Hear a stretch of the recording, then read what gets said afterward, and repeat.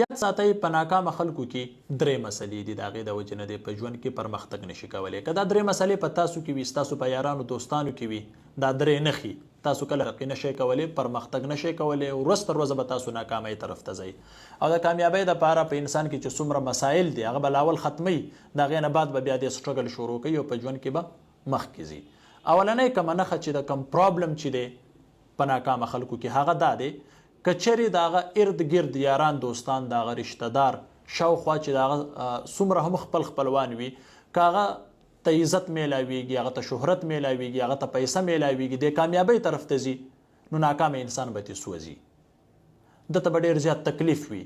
د هغه د کامیابۍ نه به دی ډېر زیات سوځي، دی به یې نشي برداشت کولی. که چیرې دا مرض په تا کې وي، دا مسله په تا کې وي، یاد ساته او دا د ځانه نه ختمه کړي، کله هم ته په ژوند کې پرمختګ نشي کولی، د چا نه به سوځې نه. یو انسان کامیابیږي په کار چې ته په هغې باندې خوشحاله شې، ستا یار دوست دی چې هغه په خېټه باندې موړ وي، دا ډېره بهتره خبره ده، هغه ته عزت میلاویږي، هغه ته شهرت میلاویږي، الله به تا هم کامیابۍ طرف ته بوځي کله چې ته د کامیابو خلکو سره، د عزتدارو خلکو سره، د ښو خلکو سره پاتې کېږي، د ښو خلکو په محفل کې پاتې کېږي. حدیث مبارک دی المرء علی دین خلیله، چې د کوم محفل سره کېنې د هغې رنګ به تا ته لګي، د ښو خلکو سره کېنه ته به هم په ژوند کې پرمختګ کې، نو د هغه نه سوځې ولې، تا ته تکلیف ولې میلاویږي، ته هغه ولې نشې برداشت کولی، دا نښه به د ځانه وباسې، دا لومړنۍ نښه ده. دویم چې څومره هم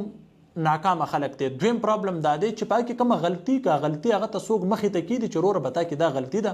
دله به غوسه ورځي او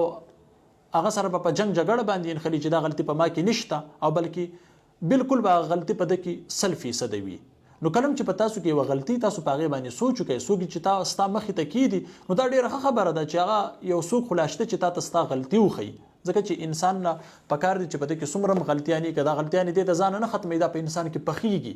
د هغې د وجې نه دی په ژوند کې پرمختګ نشي کولی. نو چې کله به تا کې غلطي نو هغه اکسپټ که، هغه قبول که، ورور په ما کې دا غلطي ده، بعدګر دپاره به زه داسې غلطي نه کومه، زه به کوشش کومه، نو ته به په ژوند کې بیا پرمختګ کې. او که په تا کې غلطي وي او ته خپله غلطي منې نه، نو ته به څنګه په ژوند کې مخکې ځې. نو همیشه دپاره خپله غلطي اکسپټ کوئ، یو سړي ته وایي وروره دا زما نه غلطي شوې ده، بعدګر دپاره به داسې نه کېږي، د نه کولو کوشش به کومه، نو ته به په ژوند کې مخکې ځې. دریم کم پرابلم، دریم کم مسټیک چې دی د ناکامه خلکو هغه دا وي چې هغه په ځان یقین نه کوي، دی چې سم کوي په ځان باندې یقین نه وي، بس توکل په خدای وردانګي. ځکه چې کله ته یو پروجیکټ یو پروجیکټ یو منصوبه باندې ته کار کول غواړې، نو په کار دی چې د هغې باره کې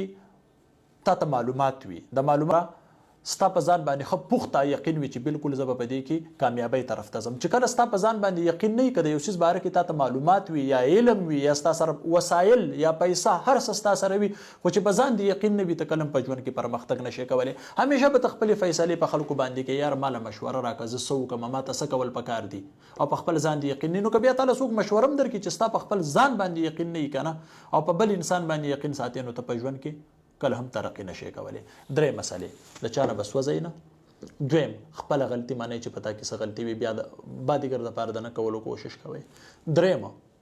په خپل ځان باندې یقین کوئ. کله چې ستا په خپل ځان باندې یقین نه وي، نو بهر خلک به څنګه په تا باندې یقین کوي. دا څیزونه که په تاسو کې وي، دا د ځان نه ختم کوئ، کامیابي به هم ستاسو وي.